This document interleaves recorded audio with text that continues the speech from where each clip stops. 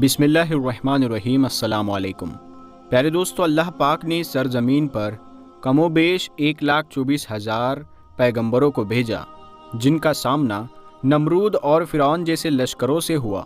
اللہ نے اپنے سچے پیغمبروں کو شیطان صفت لوگوں پر فتح نصیب فرمائی اور یہ ثابت کر دیا کہ اللہ رب العزت ہمیشہ سچے لوگوں کا مددگار اور ساتھی رہتا ہے۔ اس ویڈیو میں ہم آپ کو ایک ایسے عجیب شخص کے بارے میں بتانے جا رہے ہیں جو نہ تو کوئی بادشاہ تھا اور نہ ہی کوئی اور مخلوق تھی، بلکہ وہ ایک انسان تھا۔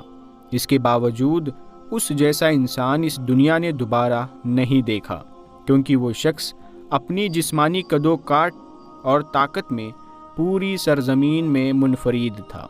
تاریخ میں اس شخص کو اوس بن عنق کے نام سے جانا جاتا ہے۔ یہ شخص اتنا لمبا اور دیو قامت تھا کہ وہ سمندر میں چلتا تو ڈوب نہیں پاتا تھا۔ اونچے اونچے درخت اور پہاڑ اس کے سامنے چھوٹے معلوم ہوتے تھے۔ اس کی لمبائی اور قد اتنا تھا کہ دوسرے لوگ اس کے سامنے کیڑے مکوڑے دکھتے۔ دراصل اوس بن عنق حضرت آدم علیہ السلام کا نواسہ تھا، جو حضرت آدم علیہ السلام کی بیٹی صفورہ کے بطن سے پیدا ہوا تھا۔ اوس بن عنق بچپن سے ہی اپنے ہم عمر بچوں سے زیادہ دراز قد اور مضبوط نظر آتا تھا، اور جب جوان ہوا تو اس کی لمبائی غیر معمولی بڑھتی چلی گئی۔ روایتوں کے مطابق اس کا قد 80 ہاتھ تھا۔ اوس بن عنق نہایت ہی سرکش اور جابر شخص تھا۔ بعض روایتوں میں آتا ہے کہ اوس بن عنق کا تعلق قوم عاد سے تھا۔ وہ قوم عاد پر عذاب کے بعد باقی بچنے والے لوگوں میں سے ایک تھا، کیونکہ قوم عاد جسمانی طور سے لمبے اور طاقتور لوگ ہوتے تھے، اسی لیے اوس بن عنق نے بھی ویسا ہی جسمانی بناوٹ پائی تھی۔ حضرت ابن عمر رضی اللہ تعالیٰ عنہ فرمایا کرتے تھے کہ اوس بن عنق اس قدر لمبا تھا کہ وہ سمندر کے نیچے ہاتھ ڈال کر مچھلی پکڑ لیتا اور اسے سورج کے قریب کر کے بھون کر کھاتا تھا۔ جب پیاس لگتی تو وہ بادلوں کو اپنی لاٹھی سے ہانکتا اور بادلوں سے ہی پانی پی لیتا تھا۔ کہتے ہیں کہ حضرت نوح علیہ السلام کے زمانے میں اوس بن عنق موجود تھا۔ جب حضرت نوح علیہ السلام عظیم طوفان سے پہلے کشتی تیار کر رہے تھے تو آپ کو کشتی بنانے کے لیے ساگوان کی لکڑی کی ضرورت پڑی، مگر اس لکڑی کو اٹھا کر لانا ناممکن تھا، لہٰذا اوس بن عنق نے آپ کی مدد کی اور وہ ان لکڑیوں کو ملک شام سے اٹھا کر لایا۔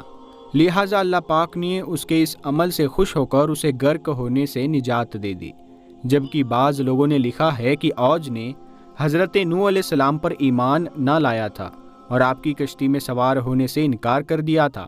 اس کے باوجود وہ سیلاب سے بچ نکلا، کیونکہ طوفان نوح کے وقت پانی صرف اس کی کمر تک آتا تھا۔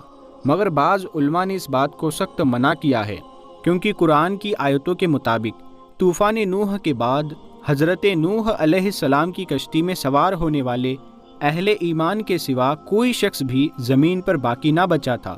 میرے دوستو، اس ٹاپک پر حضرت امام سیوطی نے ایک رسالہ لکھا ہے، جس میں انہوں نے اوس بن عنق یا عنق کی شخصیت کے متعلق بہت کچھ تحریر فرمایا ہے۔ روایتوں کے مطابق غیر معمولی قد و قامت کے ساتھ اوس بن عنق نے لمبی عمر بھی پائی تھی۔ اس کی عمر 3600 سال تھی۔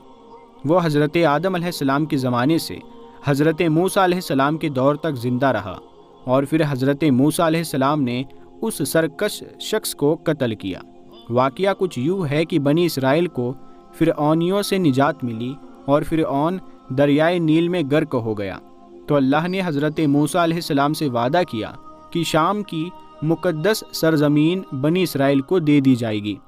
اس وقت وہاں ظالم اور جابر لوگ آباد تھے، لہٰذا اللہ پاک نے حکم دیا کہ ان جابر اور سرکش لوگوں سے جنگ کرو۔ اللہ پاک نے موسیٰ علیہ السلام کے ساتھ فتح کا وعدہ کیا تھا۔ حضرت موسیٰ علیہ السلام پر حکم نازل ہوا کہ بنی اسرائیل کے 12 قبیلوں سے 12 افراد کو چن لیا جائے اور انہیں سردار منتخب کیا جائے۔ لہٰذا حضرت موسیٰ علیہ السلام نے 12 سرداروں کو چنا اور ان کو لے کر کنعان پہنچے۔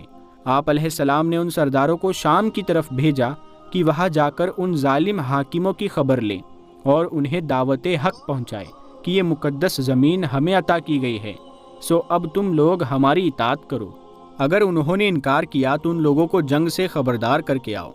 جب وہ 12 سردار شام پہنچے تو اس وقت وہاں کا حاکم اوج بن انق تھا۔ جب وہ سردار اوج بن انق سے ملے تو اس کی قد و قامت اور جسمانی بناوٹ دیکھ کر حیران رہ گئے۔ پھر انہوں نے اسے اللہ پاک کا پیغام سنایا تو اوج بن انق غضبناک ہو گیا اور ان سب کو ایک ہاتھ سے پکڑ لیا اور چاہا کہ انہیں مسل کر ہلاک کر دے، مگر جب اس نے ان سرداروں کے چہروں پر خوف دیکھا تو انہیں حقیر سمجھ کر چھوڑ دیا۔ جب وہ سردار اپنی قوم میں واپس آئے تو حضرت موسیٰ علیہ السلام سے وہاں کا حال بیان کیا اور یہ بھی بتایا کہ وہاں کے پھل بھی بہت بڑے بڑے ہیں۔ انار کا صرف ایک دانہ ایک آدمی کا پیٹ بھرنے کے لیے کافی ہے۔ اس پر حضرت موسیٰ علیہ السلام نے ان تمام سرداروں سے کہا کہ تم قوم کے پاس ملک شام کی خوبیاں بیان کرنا اور دشمن کی طاقت و قوت بیان نہ کرنا، لیکن حضرت موسیٰ علیہ السلام کی اس حکم پر صرف 2 لوگ یعنی یوشع بن نون اور کالود بن قدادہ ہی قائم رہے۔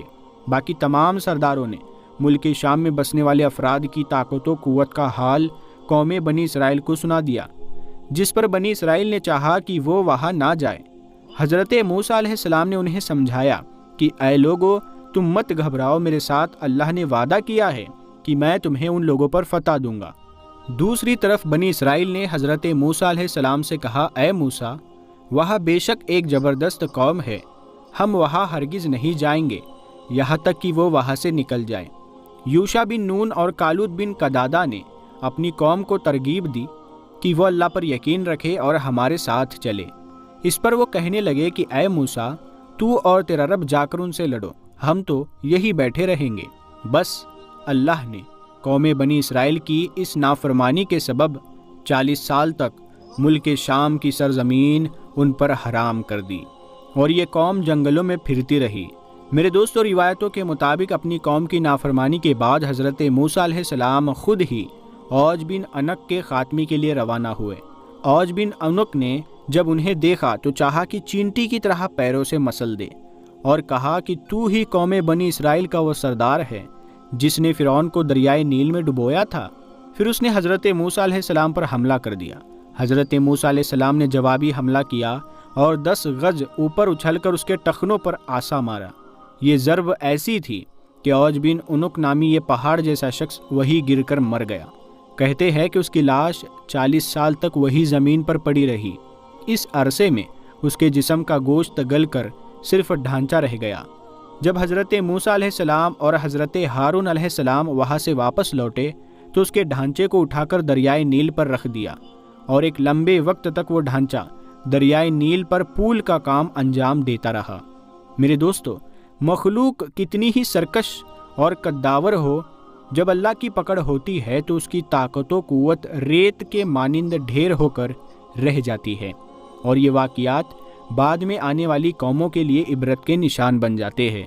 دوستو، اوج بن انق کا کردار کتنا سچا اور کتنی کہانی ہے یہ تو صرف اللہ ہی جانتا ہے، لیکن اس واقعے سے ہمیں یہ سبق ملتا ہے کہ مخلوق کتنی ہی طاقتور اور سرکش کیوں نہ ہو، جب اللہ کی پکڑ اور عذاب آتا ہے تو اسے کوئی نہیں بچا سکتا۔ امید کرتے ہیں یہ ویڈیو آپ کو پسند آئی ہوگی۔ ویڈیو پسند آنے کی صورت میں اس ویڈیو کو اپنے تمام دوستوں کے ساتھ شیئر ضرور کیجیے گا۔ ملتے ہیں آپ سے اگلی کسی ویڈیو میں، تب تک کے لیے السلام علیکم، اللہ حافظ۔